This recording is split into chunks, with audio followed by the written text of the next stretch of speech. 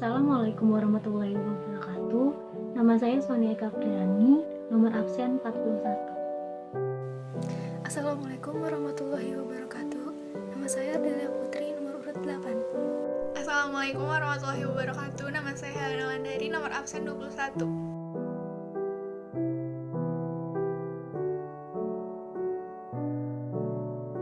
Makna etika Islam.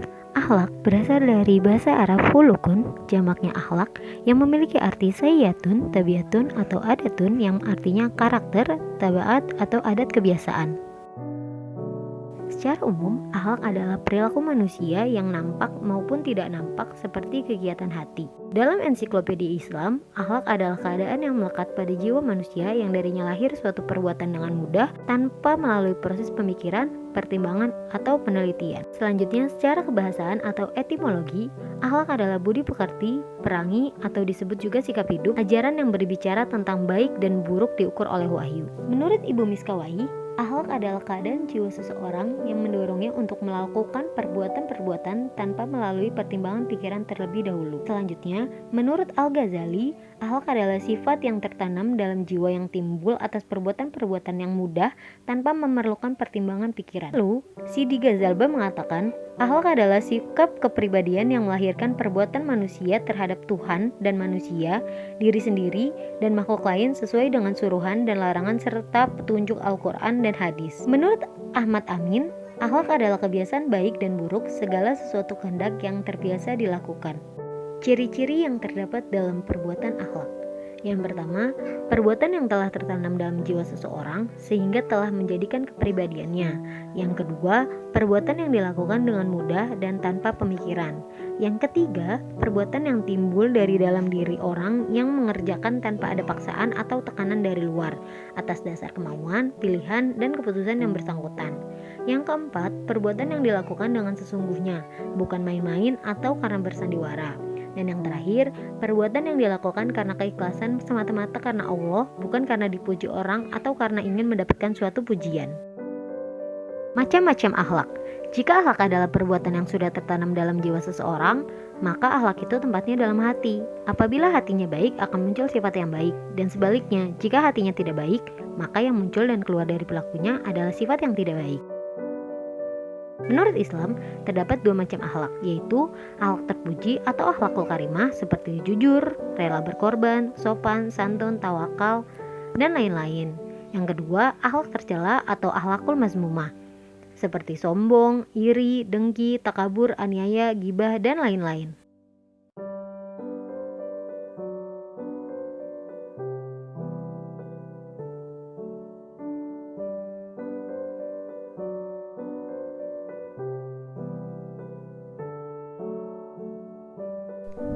Akhlak sebagai penggerak budaya. Suatu kebudayaan bisa bergerak ke arah yang lebih baik atau bergerak ke arah yang lebih buruk. Hal ini tergantung pada faktor-faktor penggeraknya. Akhlak sebagai penggerak kebudayaan dimaksudkan adalah bagaimana kebudayaan itu menuju kepada kemaslahatan yang lebih baik. Dalam pandangan Islam, kebudayaan itu adanya jiwa atau ruh yang tidak lain adalah wahyu atau Al-Quran. Ketika ajaran wahyu diimplementasikan dalam kehidupan, jadilah budaya yang progresif. Dan sebaliknya, jika jiwa kebudayaan itu bukan wahyu Allah, maka kebudayaan cenderung bergerak ke arah yang merusak dan destruktif, regresif. Sebagaimana Nabi memperingatkan umatnya agar menjauhi akhlak jahiliyah yang rusak, beliau bersabda, 4 hal yang terdapat pada umatku yang termasuk perbuatan jahiliyah yang susah untuk ditinggalkan, yaitu 1. Membangga-banggakan kebesaran leluhur, 2. Mencela keturunan, 3. Mengaitkan turunnya hujan kepada bintang tertentu, 4. Meratapi mayit. Hadis riwayat Muslim nomor 934.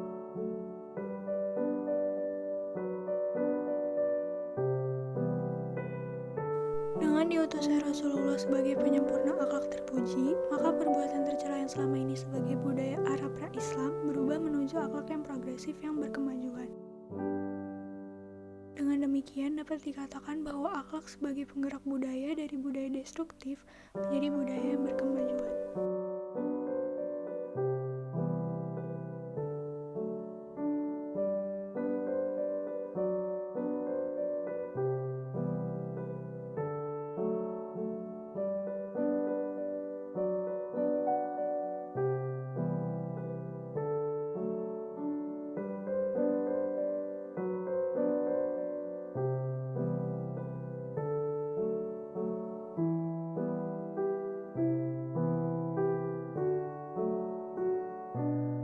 Selanjutnya, kita akan membahas tentang rekonstruksi pengembangan budaya, sains, dan teknologi berbasis akhlak mulia.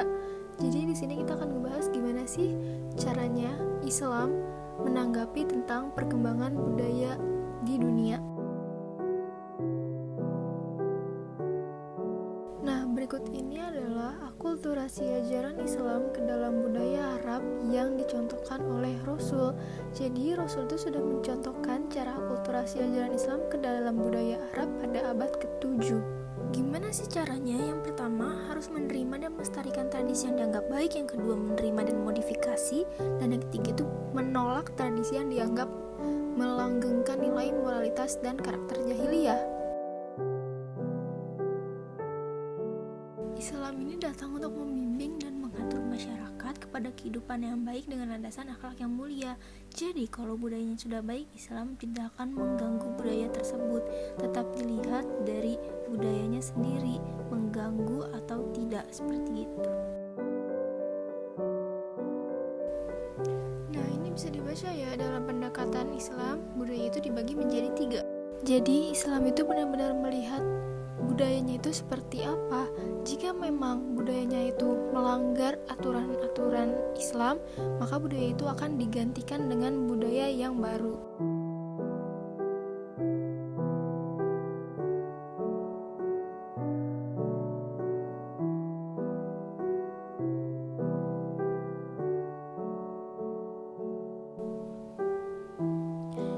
Jadi, perkembangan saintek, kemodernan tetap harus dikembangkan di atas paradigma Al-Quran. Hal ini dilakukan agar masyarakat tidak kembali kepada masa-masa jahiliyah. Konsep seni estetika Islami. Dalam Islam, estetika bentuk dari fisikal menuju hakikat dalam bentuk makna yang lebih substantif. Beberapa ciri-ciri tentang seni Islam yaitu, seni Islam merupakan hasil dari keesaan pada bidang keanekaragaman yang merefleksikan keesaan ilahi. Yang kedua, kebergantungan keanekaragaman kepada Tuhan Yang Maha Esa, dan kesementaraan dunia dan kualitas-kualitas positif dari eksistensi kosmos atau makhluk sebagaimana difirmankan oleh Allah Subhanahu wa taala dalam Al-Qur'an surah An-Nasr. Dari penjelasan di atas dapat dikatakan bahwa konsep seni Islam ada sesuatu yang membuat kita terkagum akan keesaan Allah. Macam-macam seni dalam Islam, yaitu seperti bangunan masjid, kaligrafi, dan lain-lain. Adapun ekspresi keindahan dalam Islam, yaitu pertama, keindahan sahwati. Contohnya, perempuan dan laki-laki saling mencintai. Yang kedua, keindahan bersifat rasional, seperti ketika akal mampu memaknai, merenungkan apa yang ada di bumi dan di langit. Dan keindahan Islam, yaitu bentuk kesolehan, akhlak mulia, dan keimanan. Estetika yang Islami mengarah pada penilaian dan norma dalam Al-Quran dan As-Sunnah, karena seni Islam pada satu segi dibatasi oleh nilai-nilai asasi, etis, dan norma-norma ilahi yang umum, serta pada segi lain dibatasi oleh kedudukan manusia sendiri sebagai abdi Allah. Dari pernyataan tersebut, dapat dikatakan bahwa estetika Islam dibatasi dengan ketentuan yang telah dicantumkan. Namun, estetika Islam masih dapat dinikmati keindahannya, karena manusia lebih menikmati karunia Allah Subhanahu wa taala samping keindahan itu sendiri.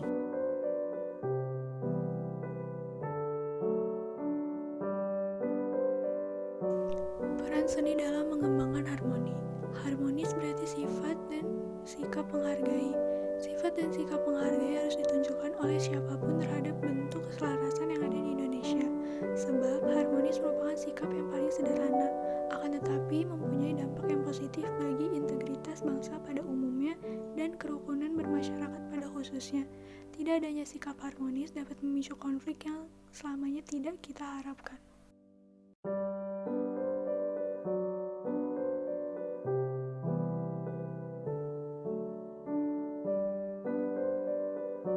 Manfaat dari peran seni untuk mengembangkan sikap atau suasana yang harmonis. Yang pertama, seni bermanfaat untuk membantu masyarakat keragaman, maka lahirnya sikap toleran. Yang kedua, pendayagunaan dan pendidikan estetika untuk leluhuran dan kehalusan budi pekerti. Yang ketiga, seni adalah intuisi intelektual untuk mencerdaskan emosi dan menyampaikan pesan sapiensial atau bijaksana. Seni juga terbukti dapat menciptakan keseimbangan pada instrumen kecerdasan manusia. Berikut merupakan salah dua contoh kontribusi ilmuwan muslim dalam pengembangan ilmu pengetahuan dan teknologi.